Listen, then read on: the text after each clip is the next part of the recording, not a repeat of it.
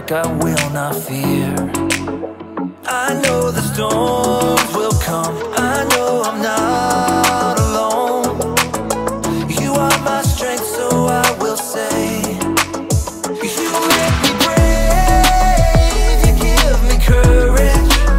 I won't be afraid, I won't even worry, 'cause you've got the whole world in your hands. You fight for me, you help me stand. You make me brave, you give me courage.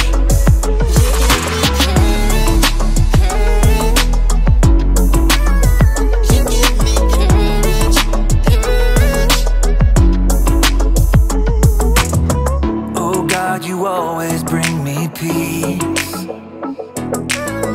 You are a fortress around me. Even when my heart breaks, even when there is pain, you will be my strength, so I will say, you make me brave, you give me courage. I won't be afraid, I won't even worry, 'cause you've got the whole world in your hands. You fight for me, you help me stand. You make me brave, you give me courage.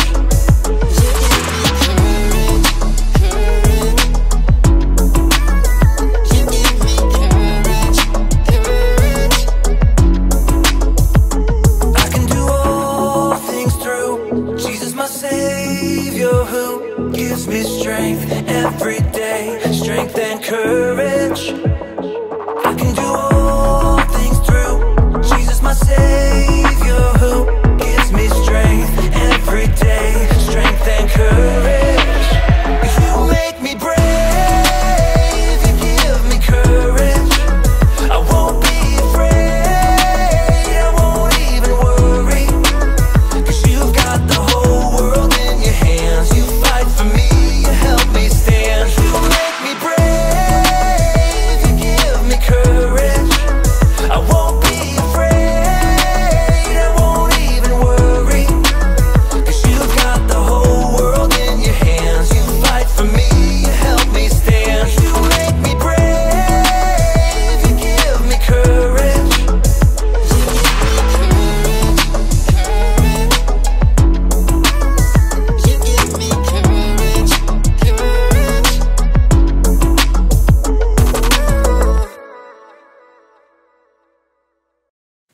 Welcome to Story Lab.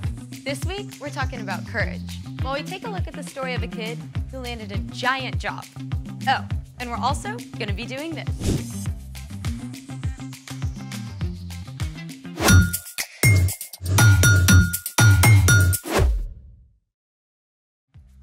Hey, I'm Skylar. And I'm Sebastian. We're talking about courage, which is being brave enough to do what you should do, even when you're afraid. Yeah, like when you're trying something brand new. I got something new. A belt. Nope, it's a slingshot. No, that's not a slingshot. Of course it is. I used to make slingshots with sticks and rubber bands. This kind of slingshot is sometimes called a shepherd's sling. Oh, you're talking about David and Goliath. Spoiler alert! Today's Bible story is about David and Goliath. I've always wondered how David could knock out a giant with one stone. Well, check this out. Some ancient armies had slingers who could shoot stones over 60 miles an hour up to 400 meters. They were sometimes faster and more deadly than arrows. I'm sorry, I misjudged you, slingshot bow. Don't feel bad. Don't feel bad. Oh, and get this. Sometimes the slingers would write insults on their stones before shooting them. Archaeologists have dug up stones that read, "Take this, victory, catch." Oh, and wait for it, ouch. Oh, for reals? I did not make that up. So how does this thing work? This is the cradle, and these are the retention cords. The sling acts as an extension of your arm. And when you place a stone in and spin it, the sling multiplies the force of your throw. We gotta try this out. Let's do it. Okay, you see that target? Yeah. Can you see through the guard? I can see. Okay, one of us is gonna hit that target. None of us are leaving here until one of us hits that target. We're gonna be here for a while. I'm gonna hit it. She's not gonna hit it. Okay, don't try this at home. We're in a professional story lab. True. Okay. First, you're gonna take your index finger and you're gonna put it through the loop. Okay, I got it. Got it? Okay. Then you're gonna grab onto this retention cord. Okay. Make sure you hold on tight. Then you're gonna place your stone in, and then you're gonna swing with a bunch of momentum from an underhand arc. All right. Once enough momentum is built, you're gonna release the retention cord. All right. Okay, ready? Yeah. Hey, that was pretty close. Hey, let me go. Let me go. You go first. Okay. I'm gonna try the figure 8. Or not.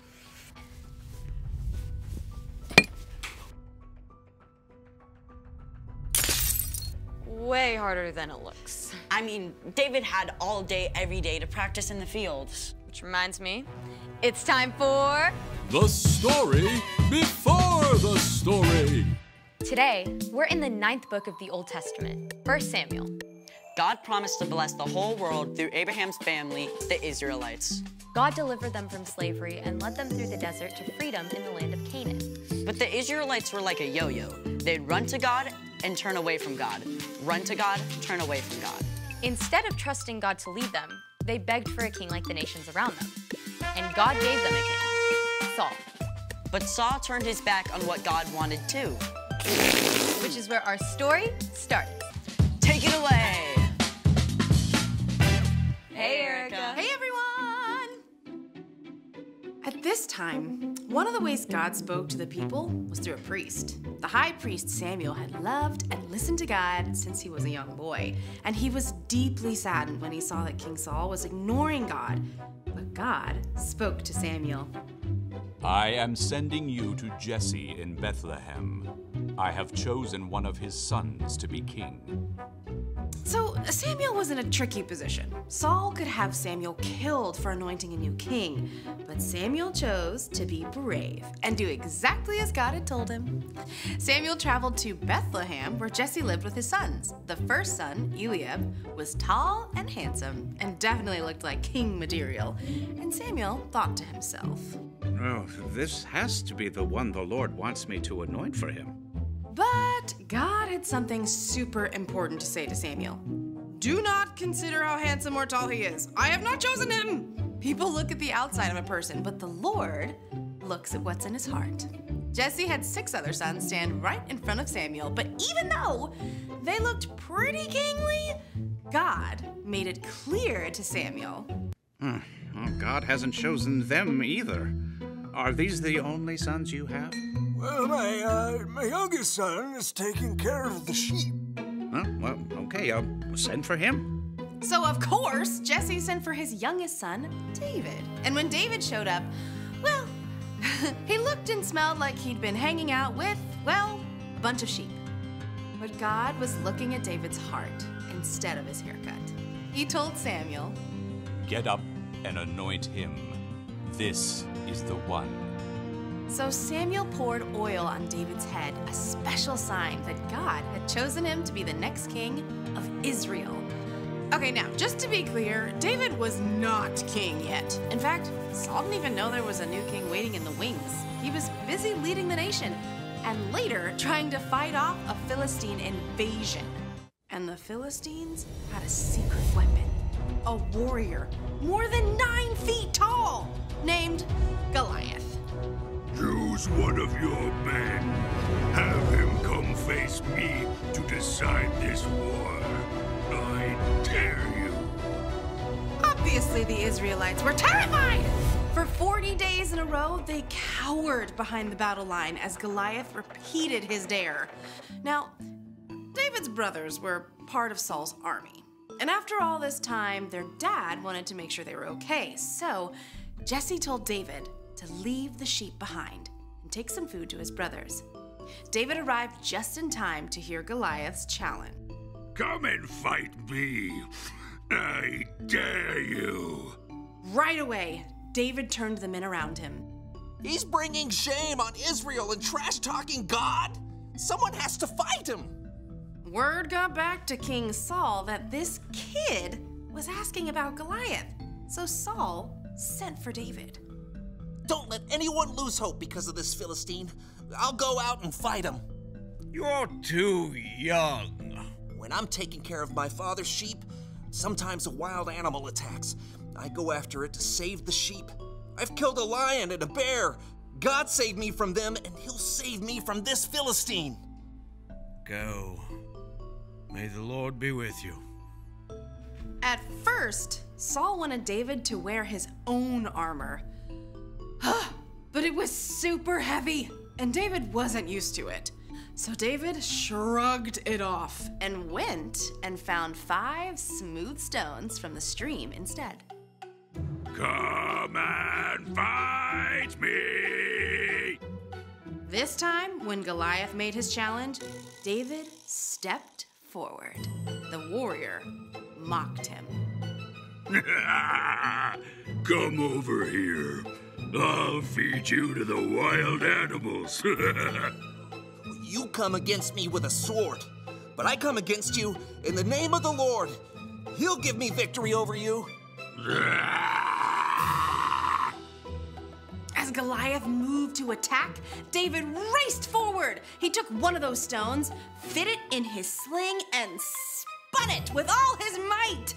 The stone sliced through the air and hit Goliath squarely in the head. Ow. The giant swayed and fell to the ground, dead. When the Philistines saw their hero was dead, they panicked and ran. The Israelites chased them until their whole army scattered. And Saul was so impressed with David, he invited him to come and live at the palace. The end. That story gives me the chills, no matter how many times I hear it. I mean, how did David have the guts to do that? Well, David had gotten in the habit of talking to God every day and asking for God's help to protect the sheep. So when he came up against something that seemed impossible, He had practice. He was ready. so what's our part in this story? Now, I don't think any of us will meet a 9-foot-tall giant soon, but you probably are going to face something that feels big and impossible. Maybe someone you know is sick. You're super nervous about visiting them, but you can encourage them and show them God's love, even when things feel dark. Or maybe your giant is PE. I have a friend who hates running. She was gonna pretend to be sick on the day she had to run a mile in PE. What happened?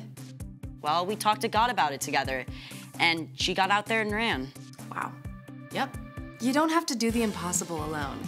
Jesus went up against the biggest, scariest thing of all, death, and he defeated it. God raised Jesus from the dead, and when we believe in Jesus, we get to face our fears with the very same power that raised Jesus back to life. All right, you guys, I'll see you next time. Bye, Erica. So here's the thing. You can do what you should, even when things seem impossible. Like actually trying to hit the target with this thing. We looked a little weird. Yes, we did. Wanna try again? Absolutely. Thanks for joining us in the Story Lab. See you next time.